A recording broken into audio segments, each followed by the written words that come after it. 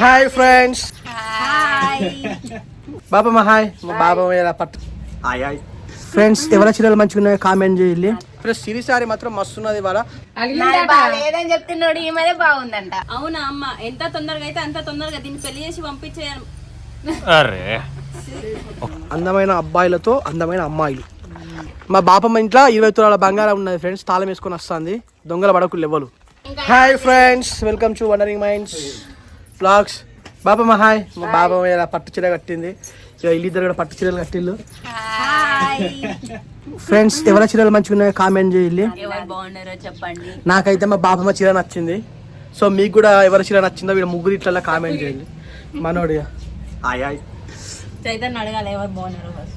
చెప్పరు ఎవరు బాగున్నారు ముగ్గురు ఇట్లా. ఇప్పుడు ఏం లేదు కానీ సిరి మంచిగా ఉన్నాయని చెప్పాలి అంతే ఫ్రెండ్స్. ఓ సిరి మస్తు